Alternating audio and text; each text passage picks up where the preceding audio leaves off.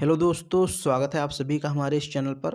दोस्तों, मैं आपको पढ़ा रहा था तुगलक वंश के बारे में।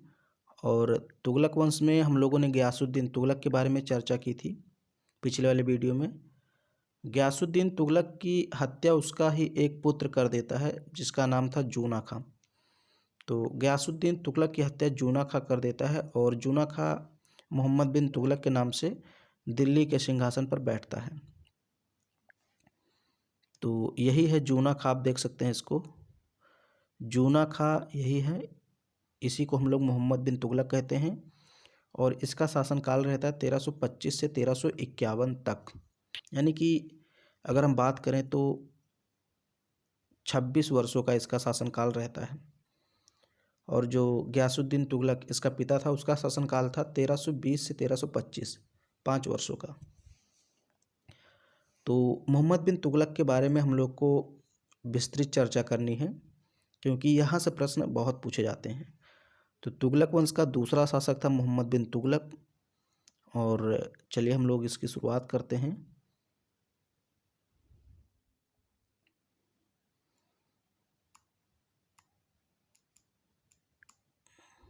ठीक है, मोहम्मद बिन तुगलक।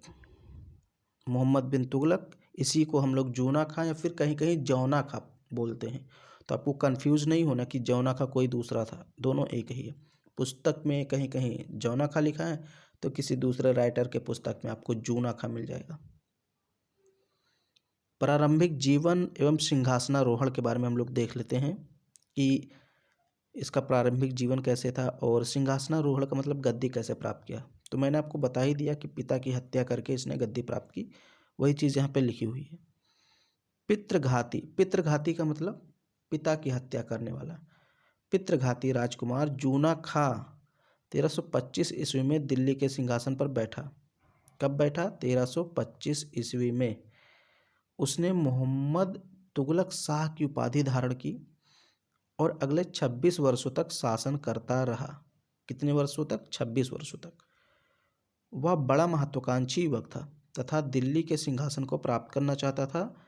1325 ईस्वी में उसने अपने पिता का वध करवा दिया और लाल किले के सिंहासन पर बैठा। तो मैंने आपको बताया था कि जब गियासुद्दीन तुगलक, इसका पिता, बंगाल विजय से वापस आ रहा था तो मोहम्मद बिन तुगलक ने दिल्ली के समीप अफगानपुर में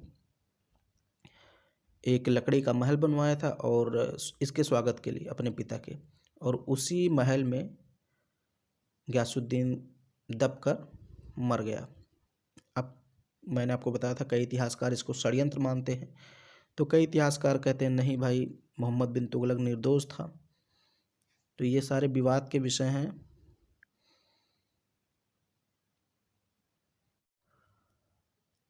फिर आगे हम लोग देखते हैं। मोहम्मद बिन तुगलक के समय में जियाउद्दीन बर्नी द्वारा लिखित पुस्तक तारीख फिरोज शाही और मोरक्को का यात्री इब्न बतूता की यात्रा वृतांत से हमें मोहम्मद बिन तुगलक के शासनकाल के बारे में जानकारी मिलती है। तो ये आप समझ लीजिए कि मोहम्मद बिन तुगलक के बारे में जानकारी कहाँ से मिलती है। तो एक तो हमें मिलती है, जियाउद्दीन बर्नी एक इतिहासकार है मध्यकाल का, तो इसने एक पुस्तक की रचना की है तारीख फिरोज शाही। तारीख फिरोज शाही से हमें मोहम्मद बिन तुगलक के शासन के बारे में जानकारी मिलती है। और एक मोरक्को का यात्री था, मोरक्को एक देश है अफ्रीका महाद्वीप का, तो वहाँ का एक यात्री था इब्न बतूता। उसकी यात्रा वृतांत से भी हमें मोहम्मद बिन तुगलक के बारे में जानकारी मिलती है और उसके शासनकाल के बारे में जानकारी मिलती है। यात्रा वृतांत का मतलब यात्रा करते हुए कोई चीज़ लिखना। तो इब्न बतूता कौन था, इसके बारे में थोड़ा हम देख लेते हैं यहाँ पर। इब्न बतूता अफ्रीका के देश मोरक्को का रहने वाला था। मैंने आपको बताया कि अफ्रीका महाद्वीप का एक देश है मोरक्को, वहीं का रहने वाला था इब्न बतूता। और ये भारत कब आया था? 1333 ईस्वी में। 1333 ईस्वी में ये भारत आया था। सुल्तान मोहम्मद बिन तुगलक ने उसे दिल्ली का काजी नियुक्त किया था। काजी कहते हैं न्यायाधीश को, जो न्याय करता है। तो दिल्ली सल्तनत काल में न्यायाधीश को काजी बोला जाता था। तो इसको न्यायाधीश नियुक्त किया या काजी नियुक्त किया। 1342 ईस्वी में सुल्तान द्वारा इब्न बतूता को राजदूत के रूप में दिल्ली भेज दिया गया। ये भी बात याद रखना, सुल्तान मोहम्मद बिन तुगलक ने इब्न बतूता को कहाँ का राजदूत मतलब कहाँ भेजा, राजदूत बनाकर चीन भेज दिया। चीन 1342 ईस्वी में।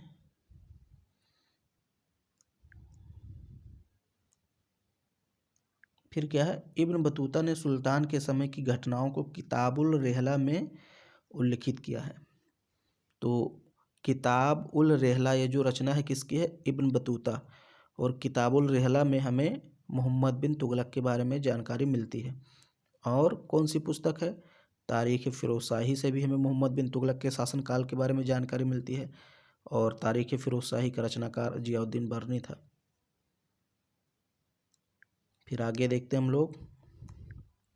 अब देखिए, जो प्रश्न मेनली पूछा जाता है वो पूछा जाता है मोहम्मद बिन तुगलक के शासन संबंधी योजनाओं से, चाहे शॉर्ट में पूछा जाए, लॉन्ग में पूछा जाए, क्योंकि ये थोड़े मतलब अगर आपने पहले नहीं पढ़ा होगा तो आपको आश्चर्य होगा इन योजनाओं के बारे में पढ़कर। मैं पढ़ाऊँगा, पूरा डिटेल में पढ़ाऊँगा।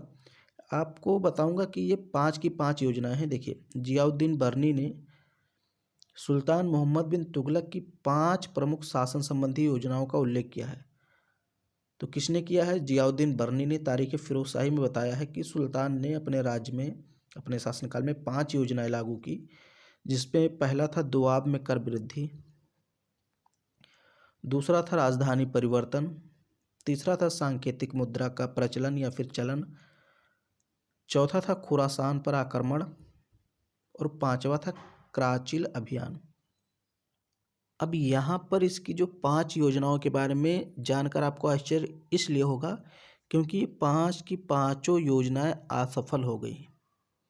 ये अब देखिए, ये मैं आपको अभी डिटेल में पढ़ाऊँगा, सारी चीज़ें बताऊँगा कि चीज़ें कैसे हुई और इनकी असफलता के क्या कारण थे। सारी चीज़ें डिस्कस की जाएंगी।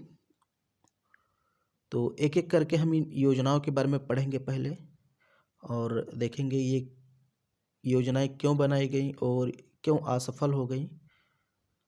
तो सबसे पहले है दोआब में कर वृद्धि। दोआब में कर वृद्धि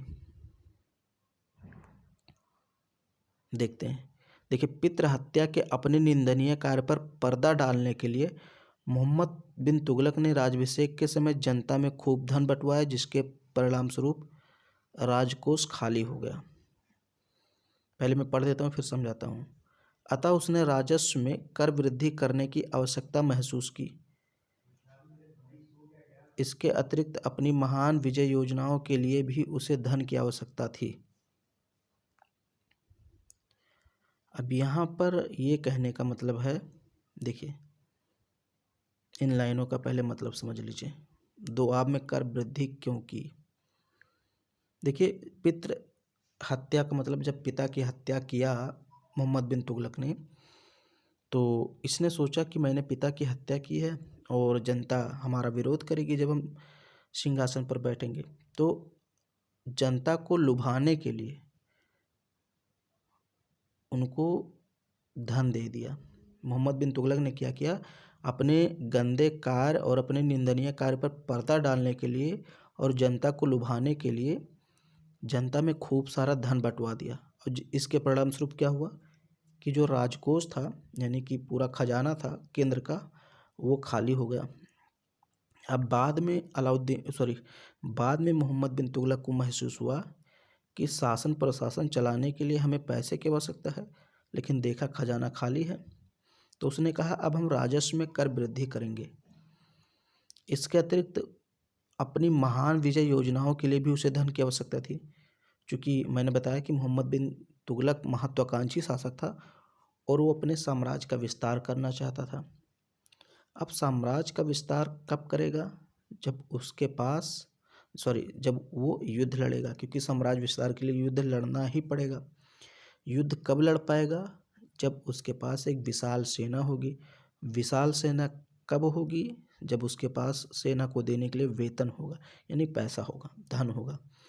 तो अब चूंकि इतनी सारी चीज़ें उसको करनी थी, इसलिए उसने दोआब में कर वृद्धि कर दी। सिंहासन पर, ये दोआब का एक क्षेत्र है, दो नदियों के बीच का क्षेत्र है, तो वहाँ पर चूंकि दोआब उपजाऊ क्षेत्र था, मैं आगे बताऊंगा, तो वहाँ पर उसने कर वृद्धि कर दी। सिंहासन पर बैठने के कुछ समय पश्चात सुल्तान ने दोआब में कर वृद्धि की। बरने के अनुसार दोआब के क्षेत्र में 10 गुना वृद्धि की गई। जियाउद्दीन बरनी कहता है कि 10 गुना वृद्धि की गई थी। सोचिए, पहले 1 रुपया अगर कर लिया जाता था, तो अब 10 गुना मतलब 10 रुपया कर लिया जाने लगा। जबकि बदायूंनी ने तो 10 से 20 गुना वृद्धि की बात की है। तो ये बात आपको ध्यान में रखना है थोड़ा सा।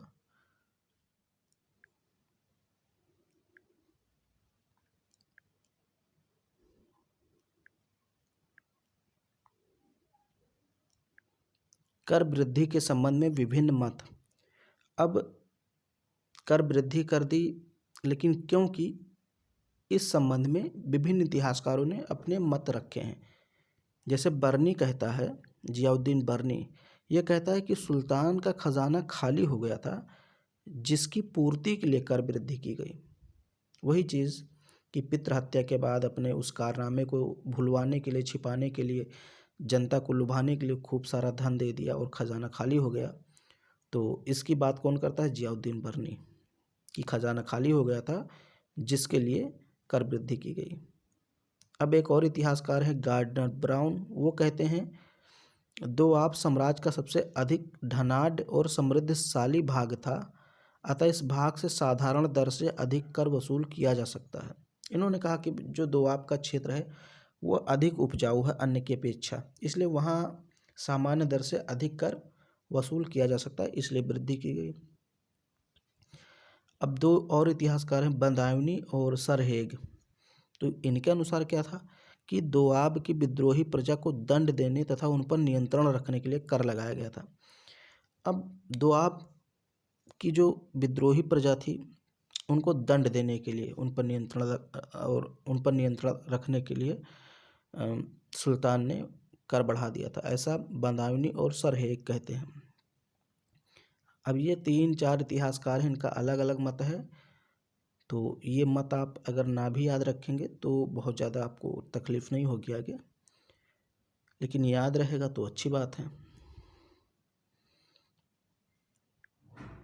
लेकिन ये योजना असफल हो गई। कहा जाता है टैक्स लगाया गया, कर बढ़ा दिया गया, लेकिन योजना सफल नहीं हो पाई, असफल हो गई। तो क्यों हुई योजना की असफलता के कारण?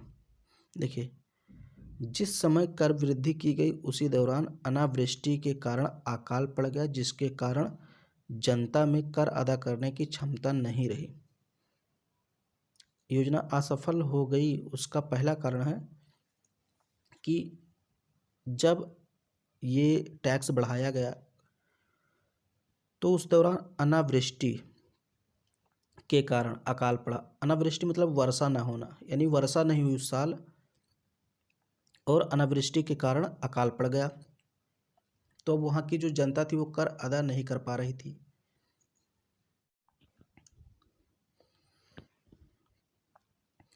दूसरा कारण क्या है असफलता का?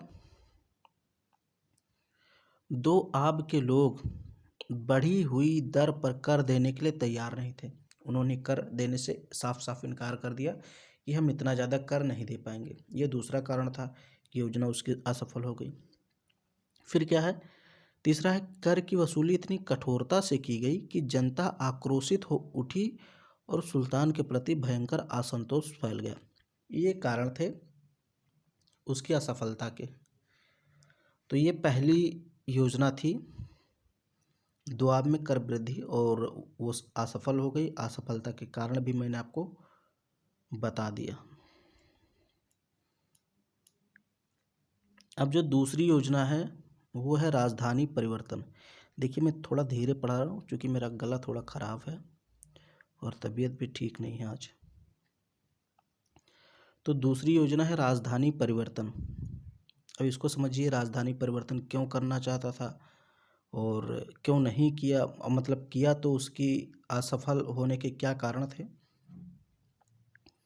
तो सबसे पहले देखिए, मोहम्मद बिन तुगलक काफ़ी दूरदर्शी था। मोहम्मद बिन तुगलक के बारे में आपको एक चीज़ बता दूं कि ये दिल्ली सल्तनत में जितने भी शासक या सुल्तान हुए हैं, उनमें से सबसे ज़्यादा पढ़ा लिखा था। थोड़ा सा इसका जो दिमाग था वो मॉडर्न ज़माने का था, दूरदर्शी था। उसने योजना बनाई कि इतने बड़े साम्राज्य की राजधानी केंद्र में होनी चाहिए। उसने कहा कि देखिए, दिल्ली तो उत्तर में पड़ जाती है भारत में। अगर भारत के संदर्भ में देखें तो दिल्ली उत्तर में पड़ती है, जबकि उसमें लगभग पूरे भारत पर कब्जा था, अधिकार था तुगलक वंश का। तो तुगलक वंश का जो शासक मोहम्मद बिन तुगलक था, वो चाहता था कि राजधानी दिल्ली में नहीं होनी चाहिए, राजधानी बीच में केंद्र में होनी चाहिए, क्योंकि दिल्ली दक्षिण भारत से बहुत दूर थी तथा वहाँ से संपूर्ण देश का शासन संचालन समुचित ढंग से नहीं हो सकता था। उसका मानना था कि जैसे दिल्ली तो एकदम उत्तर में पड़ जाती है, और मान लीजिए हम उत्तर भारत में बैठे हुए हैं और दक्षिण भारत में कहीं आक्रमण हो गया तो हम, या विद्रोह हो गया तो हम वो कंट्रोल नहीं कर पाएंगे, तो शासन संचालन समुचित ढंग से नहीं हो पाता था दिल्ली से। इसलिए उसने सोचा कि हम बीच में बनाए, केंद्र में। तो उसने देवगिरी को राजधानी बनाने का निश्चय किया और देवगिरी का नाम बदलकर दौलताबाद रख दिया। देवगिरी बीच में पड़ता है। बरनी के अनुसार दौलताबाद साम्राज्य के केंद्र में था तथा दिल्ली, गुजरात, लखनौती, तिलंग तथा अन्य मुख्य स्थानों से लगभग बराबर दूरी यानी 700 मील पर था। मतलब दौलताबाद एकदम बीच में था, और दौलताबाद से अगर आप दिल्ली जाएंगे तो 700 मील दूरी पड़ेगी। गुजरात जाएंगे तो इतना ही दूरी, लखनौती यानी पश्चिम बंगाल के साइड में अगर जाएंगे तो भी उतना ही दूरी, तिलंग या अन्य मुख्य स्थान जो हैं लगभग दूरी 700 मील ही थी, यानी कि केंद्र में था। तो इसलिए राजधानी परिवर्तन के बारे में सोचा मोहम्मद बिन तुगलक ने। कुतुबुद्दीन मुबारक शाह खिलजी ने देवगिरी का नाम बदलकर कुतुबाबाद रखा था, यह भी आप याद रखिए।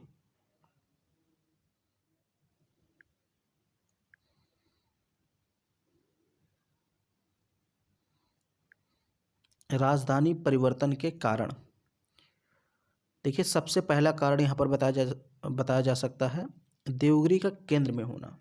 और ये कारण किसने बताया है? ये जियाउद्दीन बर्नी ने बताया है।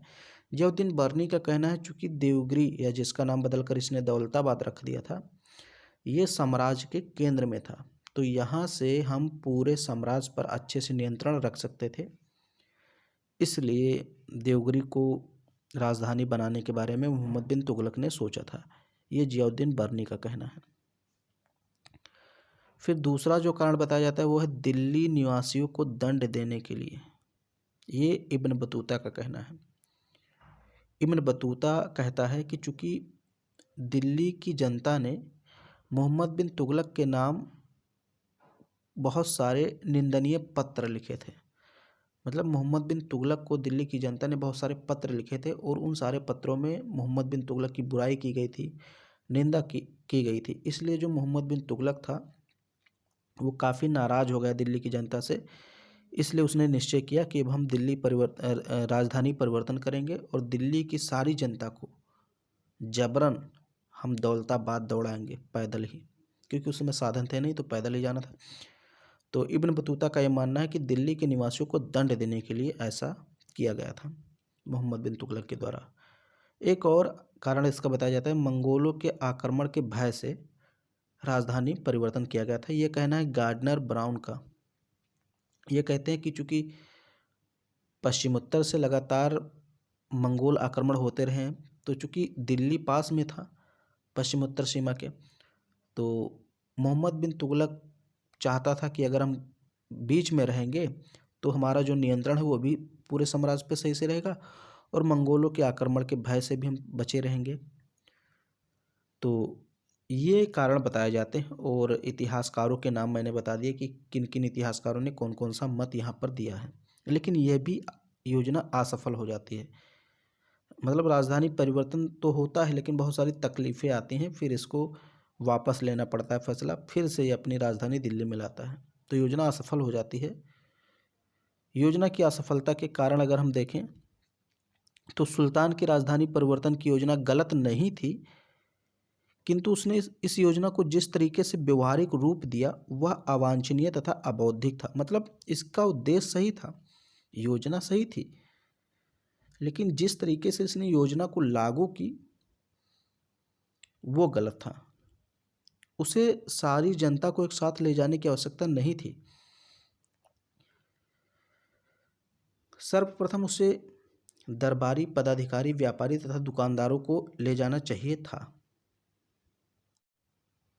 अब देखिए यहाँ पर प्रॉब्लम यह है कि उसने सभी जनता सहित दरबारी, पदाधिकारी, व्यापारी, दुकानदार जितनी थी और किसान, मजदूर, जनता सबको एक साथ कह दिया कि चलो दौलताबाद। तो प्रॉब्लम आ गई, क्योंकि बहुत सारे लोगों को अपना पैतृक घर छोड़ने में प्रॉब्लम हो रही थी और दूरी भी काफ़ी ज़्यादा थी। तो अगर धीरे धीरे ले जाता, पहले वो दरबारी को ले जाता, अपने आसपास जो उसके सामंत हैं, अमीर वर्ग हैं, उलेमा वर्ग हैं, उनको ले जाता, जो उनके पदाधिकारी हैं उनको ले जाता, व्यापारी वर्ग हैं उनको ले जाता था, दुकानदार ले जाता, इन सबको पहले ले जाना चाहिए था, फिर धीरे धीरे जनता अपने आप चली जाती। लेकिन उसने गलती कर दी और सबको ले गया। कहा जाता है कि एक अंधा व्यक्ति था और एक लंगड़ा व्यक्ति था, तो उनको भी मोहम्मद बिन तुगलक कहा इनको भी लेकर चलो, इनको भी हम छोड़ेंगे नहीं। तो कहा जाता है कि जो लंगड़ा व्यक्ति था वो तो बेचारा जाते ही जाते उसकी मृत्यु हो गई, वहाँ पहुँचते पहुँचते पहुँच नहीं पाया। लेकिन जो अंधा व्यक्ति था, कहा जाता वो चूँकि अंधा देख सकता था नहीं तो चल भी नहीं सकता था, देखेगा नहीं तो चलेगा कैसे। तो कहा जाता है उसकी टांग में रस्सी बांधकर और उसको ऐसे घसीटते हुए लेकर गया मोहम्मद बिन तुगलक, मतलब जो सैनिक थे उसके, वो लेकर गए दिल्ली से दौलताबाद, घसीटते हुए लेकर गए उसको। और कहा जाता है उसकी एक टांग में मतलब रस्सी बंधी थी, उसी से खींचा जा रहा था। और उसकी आप ये मानिए, सोचिए कि ऐसा कहा जाता है कि दिल्ली से दौलताबाद तक पहुंचते पहुंचते उसकी सिर्फ और सिर्फ एक टांग बची। तो दिल्ली से चला था पूरा शरीर और दौलताबाद उसकी एक टांग सिर्फ बची। तो इसकी बहुत ज़्यादा आलोचना हुई और जनता ने इसका विरोध किया। बाद में मोहम्मद बिन तुगलक को महसूस हुआ कि ये योजना गलत थी, तो उसने इसको वापस लिया और फिर से एक बार दिल्ली को राजधानी बनाता है। देखिए, सुल्तान को शायद यह आभास नहीं था कि लोग अपने पैतृक निवास को छोड़ने में कितना कष्ट अनुभव करेंगे। दौलताबाद पहुंचकर दिल्ली वासियों का मन नहीं लगा और वे दिल्ली लौटने के लिए आतुर हो गए। अब भाई, अपना प्यारा घर कौन छोड़कर अलग जाएगा। अपना घर कैसा भी हो ना, अपना अपना घर होता है। दौलताबाद से दिल्ली पर मंगोलों या अन्य विदेशी आक्रमणों को रोकना संभव नहीं था। अब ये भी कारण था, देखिए फिर उसका जो दिमाग था वो उल्टा हो गया। पहले वो मंगोलों के आक्रमण के भय से दौलताबाद आना चाहता था, अब यहाँ आ गया तो उसने सोचा कि अगर दिल्ली पर आक्रमण हुआ मंगोलों का तो हम कैसे रक्षा करेंगे उसकी। मतलब हम यहाँ से तो नियंत्रण कर भी नहीं सकते मंगोलों को। तो उसने कहा मैंने भूल कर दी, मैंने गलती कर दी। तो उसने अपनी भूल स्वीकार की और 1335 ईस्वी में राजधानी पुनः दिल्ली स्थानांतरित कर ली। लेन पूल ने कहा है कि दौलताबाद मोहम्मद की शक्ति के दुरुपयोग का स्मारक था। ये कथन है, लेन पूल इतिहासकार हैं, उनका कहना है कि मोहम्मद बिन तुगलक की शक्ति के दुरुपयोग का स्मारक था दौलताबाद।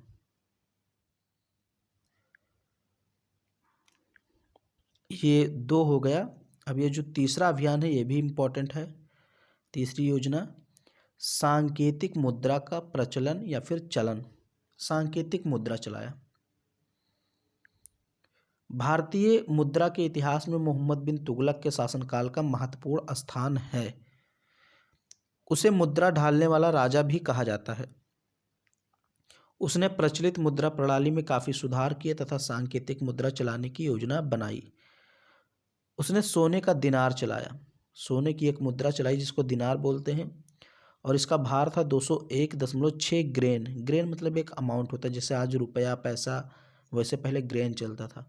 तो 201.6 ग्रेन का एक दिनार चलाया जो सोने का होता था।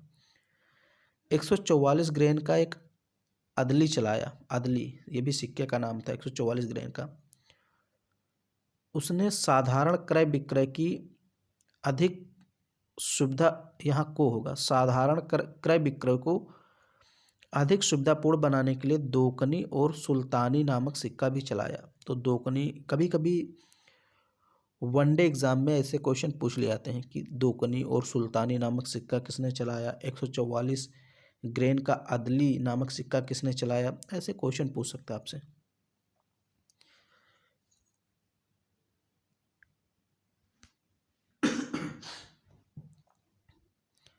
तो ये सारी चीज़ें आपको ध्यान में रखनी है।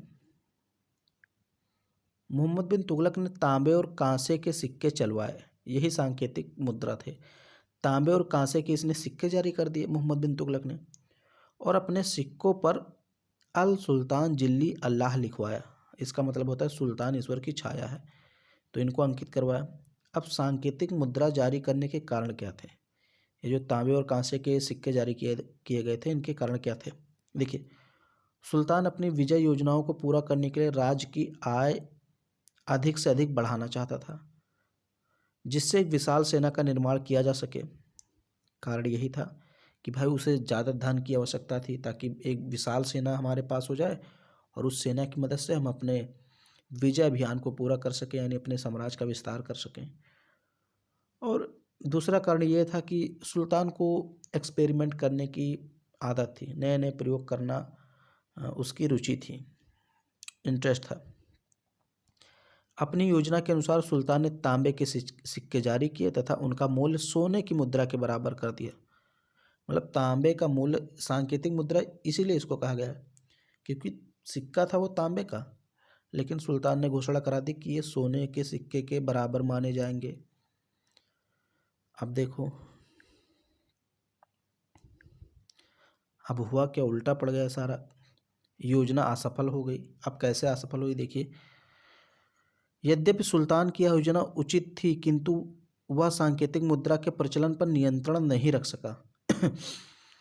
सुल्तान सिक्कों की ढलाई को नहीं रोक सका। सिक्के ढाले जाने लगे हर एक घर में, मतलब घर घर में सिक्के ढाले जाने लगे। सिक्कों पर कोई सरकारी मुहर आदि का चिन्ह नहीं था, इसलिए लोग आसानी से सिक्कों की ढलाई करके सरकारी सिक्कों के साथ चलाने लगे। जाली टकसाल बन गए, जिससे अर्थव्यवस्था कमजोर हो गई। अब चूंकि सिक्कों पर कोई ऐसा निशान या कोई ऐसा राजकीय चिन्ह नहीं बनाया गया था, जिससे घर पे बने सिक्के और जो सरकारी सिक्के थे उनमें कोई फ़र्क हो। भाई कुछ ऐसा अंतर करना चाहिए था, लेकिन ऐसा कुछ अंतर नहीं था। लोग घर पर सिक्के बनाने लगे तांबे के और फिर अपने सिक्के बाजार में चलाने लगे। धीरे धीरे क्या हुआ कि सोने की मुद्राएं गायब हो गईं, क्योंकि सोने की मुद्राएं जो पा जाता था वो रख लेता था और तांबे चलाया करता था। तो इससे क्या हुआ कि बहुत सारे जाली टकसाल, टकसाल मतलब जहाँ पर सिक्के बनाए जाते हैं, हर घर में टकसाल बन गया और पूरे जो सोने चांदी थे सिक्के वो एकदम घर घर में आ गए और बाजार में सिर्फ वही सांकेतिक सिक्के रह गए। तो अर्थव्यवस्था चरमरा गई पूरी एकदम। सुल्तान की सबसे बड़ी कमी यह थी कि वह अपने समय की परिस्थितियों को समझ नहीं सका और अपने सांकेतिक मुद्रा में जनता का विश्वास पैदा न कर सका। ये भी इसका कारण है असफलता का।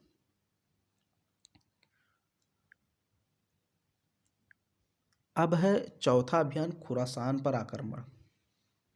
खुरासान मध्य एशिया में स्थित है, तो इसने योजना बनाई कि हम खुरासान पर आक्रमण करेंगे।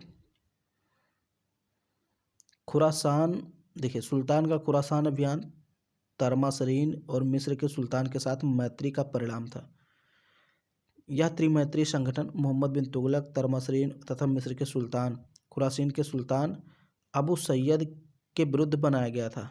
अबू सैयद के विरुद्ध, या मैं नहीं के होगा। देखिए समझ लीजिए इसको। मोहम्मद बिन तुगलक और तरमासरीन एक मंगोल आक्रमणकारी था।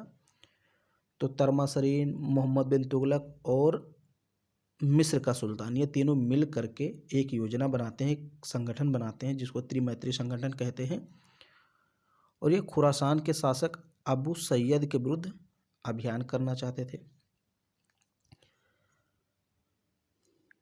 बर्नी के अनुसार इस सैनिक अभियान के लिए एक बड़ी सेना का निर्माण किया गया, जिसमें 3,70,000 सैनिक थे। 3,70,000, इन तीनों की सैनिक मिलाकर के कितने हो गए थे? 3,70,000। बड़ी सेना तैयार की गई और सैनिकों को पूरे 1 वर्ष का अग्रिम वेतन दे दिया गया। पहले से ही उनको वेतन दे दिया गया, सैलरी दे दी गई। फिर कहा जाता है कालांतर में मध्य एशिया की राजनीति में परिवर्तन आ गया और सुल्तान को खुरासान अभियान टालना पड़ा। परिणामतः सुल्तान अपनी इस योजना में भी असफल हो गया। मतलब मध्य एशिया की राजनीति में परिवर्तन आ गया और अबू सैयद ने अपनी स्थिति वहाँ पर मजबूत कर ली, तो इस कारण ये अभियान भी टालना पड़ा और अग्रिम वेतन दे दिया था। इससे कह सकते हैं अर्थव्यवस्था और डूब गई, क्योंकि खजाना सारा सैनिकों में बढ़ गया था।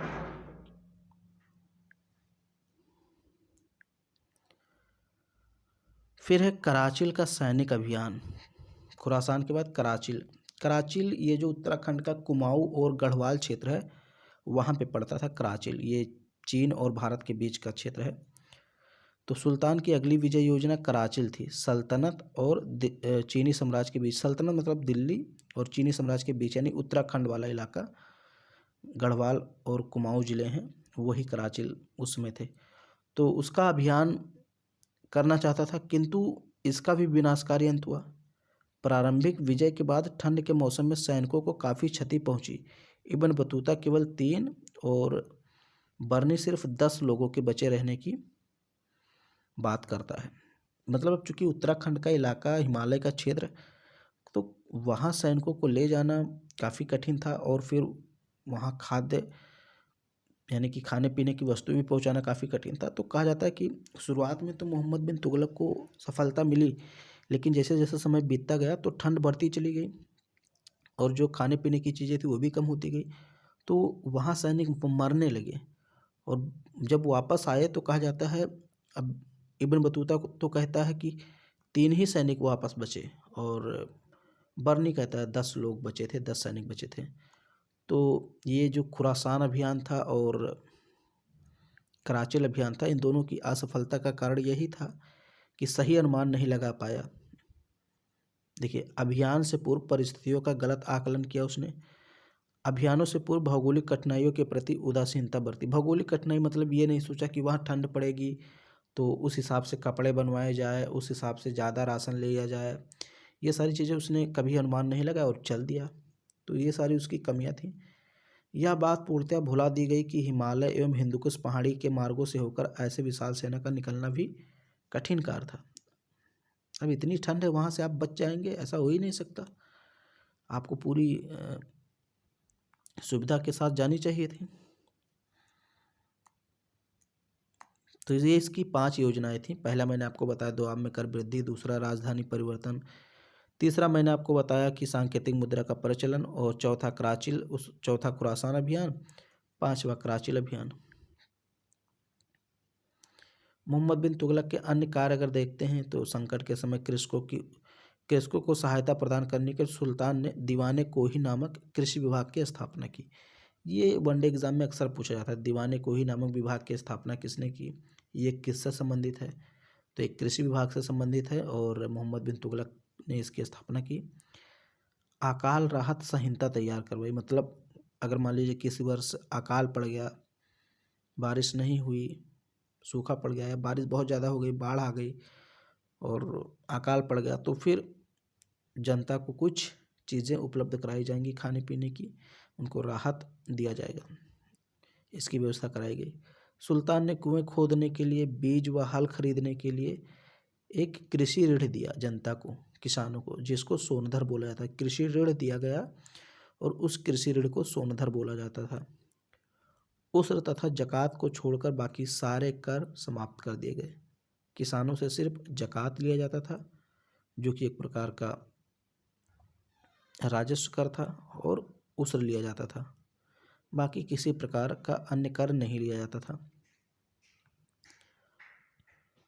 तो ये मैंने आपको मोहम्मद बिन तुगलक के बारे में बता दिया। इतनी सारी जानकारी है, बाकी अभी बहुत सारी जानकारी हमें मोहम्मद बिन तुगलक के बारे में लेनी है, तो एक वीडियो मैं और बना दूंगा, उसमें मैं आपको बता दूंगा मोहम्मद बिन तुगलक की धार्मिक नीति कैसी थी, हिंदुओं के प्रति क्या नीति थी, मंगोलों के प्रति इसकी क्या नीति रही, मंगोल आक्रमण हुए उनका कैसा इसका रिएक्शन था, और कुछ इसके समय में विद्रोह हुए हैं, उन विद्रोह के बारे में बताऊंगा।